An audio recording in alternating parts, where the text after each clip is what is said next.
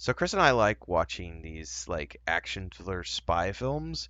This one was a little bit different. I hadn't seen the original, which I believe came out in 1981, but this is the newest version. Pretty good. It's called The Amateur. I'm going to spoil the whole thing, so if you haven't watched it yet, you don't know how my review process works, just go away, watch it, come back, because I don't do spoiler free.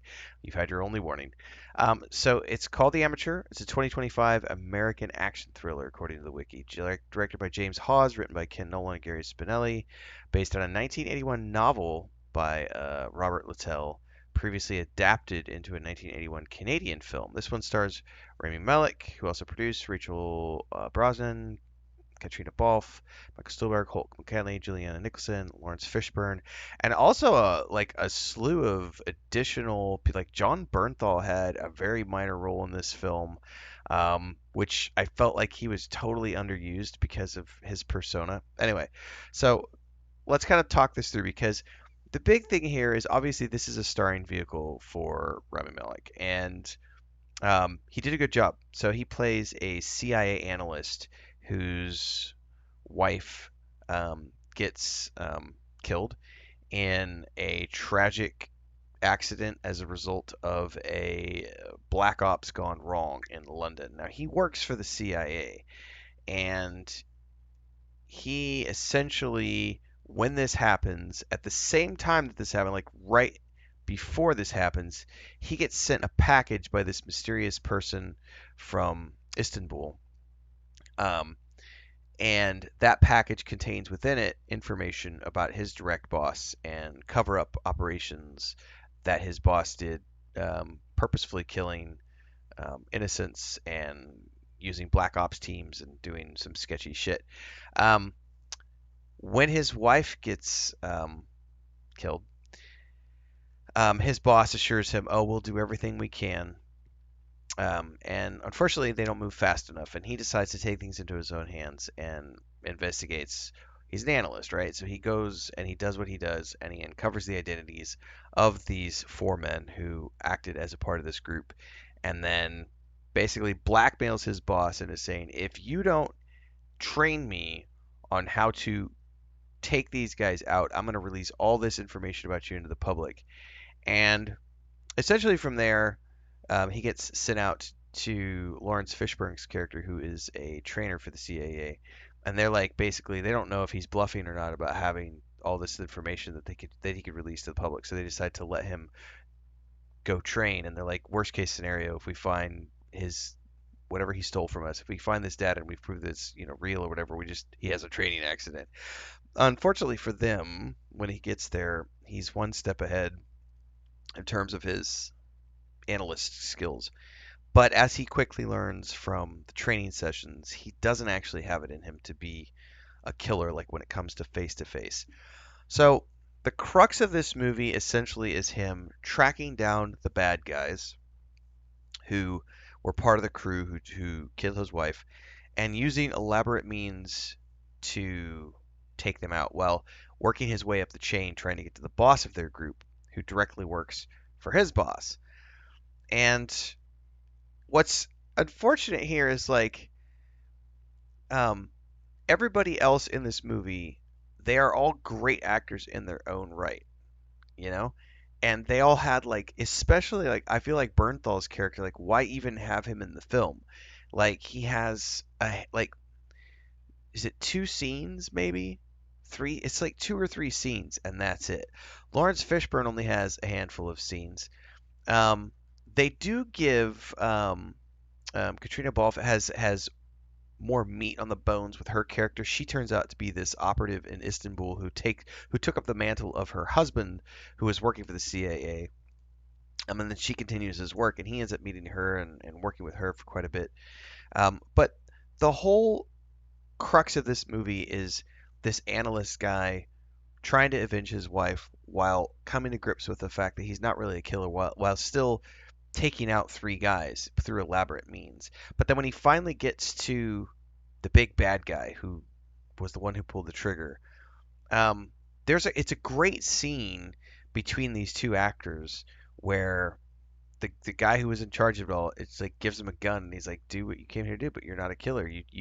You've set up these elaborate processes wherein you give your targets a chance of escaping, even though that chance is it's not going to happen, and they still died, right? But you've given them that chance because you want to allow yourself that freedom of saying, I'm not really a killer, and I gave them a chance. The blood is not on my hands because I didn't actually kill those guys. They could have gotten away, and they didn't. So it's not on me. So, in terms of a story arc, when we get to the end, I did feel, you feel some genuine empathy for this character, even though what he has done throughout the film is, it's a vengeance movie, plain and simple. It's not Taken level of vengeance, but he still does some pretty elaborate things. I think the swimming pool one was probably the coolest. Although the one with the guy in the bum where he tells the guy, if you jump, if you jump fast enough, you might be able to survive. Um, Quick commercial break, everyone, to celebrate and give thanks to all of these amazing people who keep me on the air full time. Really appreciate the support. All you got to do is join as a member. You get access to private videos. You can also do super thanks on any upload or super chats and stickers on any live stream or premiere you see. And beyond that, don't forget we're multi-streaming over on Twitch now, so you can support over there as well. Thanks so much to everybody. Let's get back to the video at hand.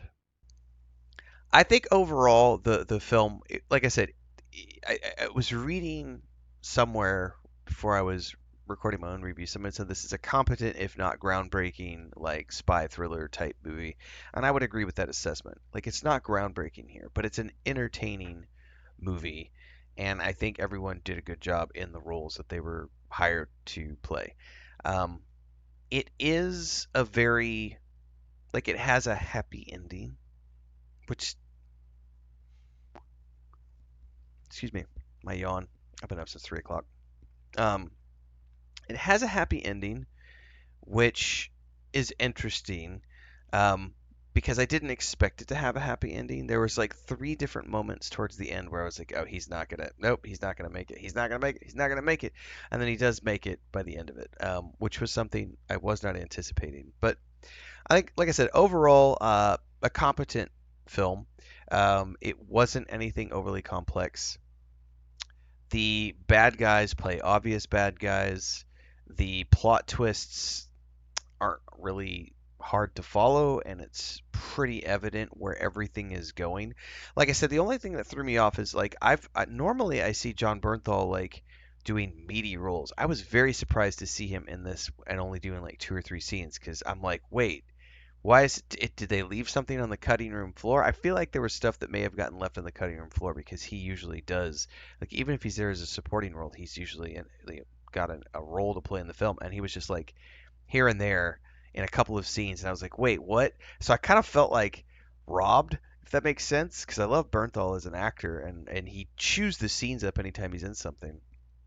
Um, but yeah, he was like he played this like a field agent who this guy looks up to, and then the one thing I felt was a little hammy is he gets like you think that he dies halfway through the film, and then he shows up at the very end with a quirky little one-liner, and he's like, "Good luck, buddy," and it was like, did we really need that? I don't think we did, but whatever. Like I said, they did a good job throughout. I did not expect this to have like the sort of sweet happy ending, but it did. So they wrapped it up with a nice little bow and sent him off into the sunset as he drove his antique plane that his wife gave him, and that was it. And it was like, all right, fair enough. I like I said, enjoyable, not the most groundbreaking spy thriller, but a good performance all around. And I do think that if you like these types of movies, you might want to give it a shot. Let me know in the comments below if you've seen this. Like, subscribe, hit the bell icon so you never miss an update. This was one of the ones that Chris and I watched. We just watched also yesterday Shadow Riders, which I'll get a review out on shortly. I hadn't seen that film in like 20 years, and I'd forgotten that all the actors in Shadow Riders, it was right on the tail of when they did the Sackets. And so it was all the same crew. Anyway, that review will come after this one, so stay tuned.